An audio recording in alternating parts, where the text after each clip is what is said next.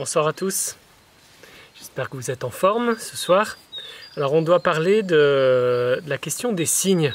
Est-ce que Dieu nous fait des signes?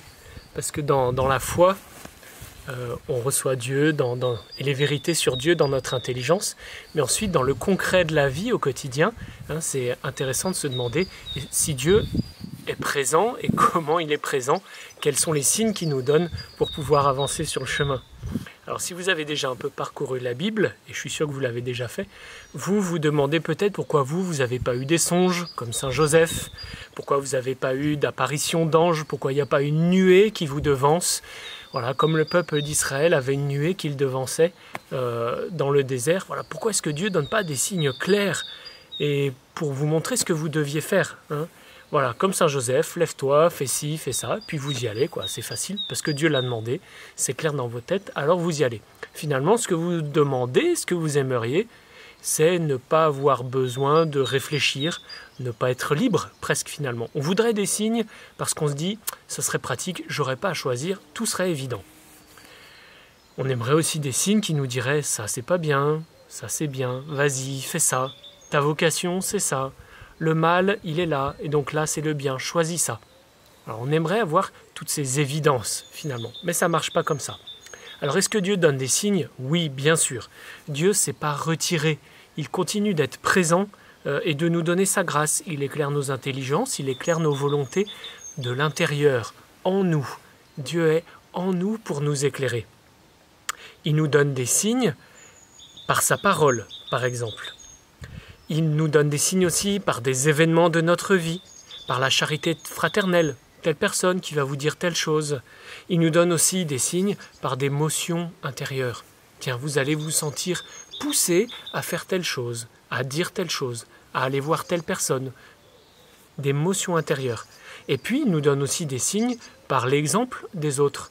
Telle personne va faire ça, et vous allez dire « Ah tiens, moi je veux aussi faire ça, je veux être comme telle personne, je veux faire comme telle personne. » Eh bien, tout ça, en fait, c'est des signes qui vous sont donnés. Et oui.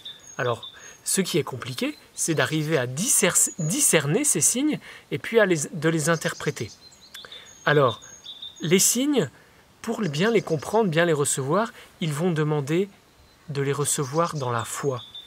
Il ne suffit pas de voir des choses comme étant évidentes, il faut les recevoir dans la foi. Si je n'ai pas la foi, je ne vais rien voir, rien entendre. Prenons un exemple.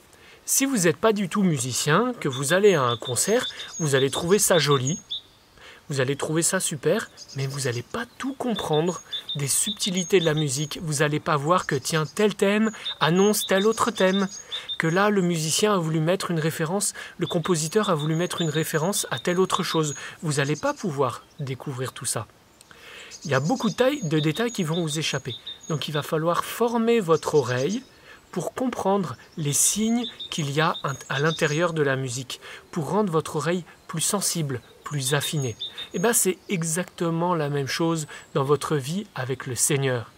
Il va falloir petit à petit former votre oreille, votre regard, votre cœur surtout, pour entendre, pour voir, pour sentir le Seigneur qui vous parle, qui agit, qui vous donne des signes. Alors, il faut accepter pour ça d'être patient. Il va falloir vous entraîner.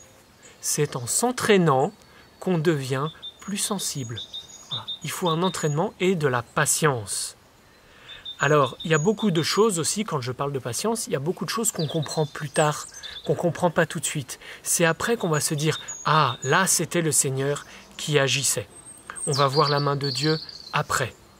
Alors, il faut être accompagné pour apprendre à relire tous ces signes, à les discerner. Et puis comprenez que Dieu vous donne déjà beaucoup d'indications. Il y a déjà beaucoup de signes qui vous sont donnés dans votre vie. Vous avez la parole de Dieu, vous avez votre Bible, vous avez l'enseignement de l'Église, vous avez aussi des indications par rapport à votre devoir d'État, aux lois qui vous sont données. C'est des signes qui vous sont donnés sur le chemin pour vous dire ce que vous devez faire, là où vous devez aller. Vous avez cette capacité de discerner ce que le Seigneur vous demande. Alors, beaucoup de courage, et puis peut-être que si vous avez des questions, vous pouvez les poser. N'hésitez pas, par WhatsApp, vous savez où nous contacter, comment le faire. Bon courage à vous tous, et bonne soirée.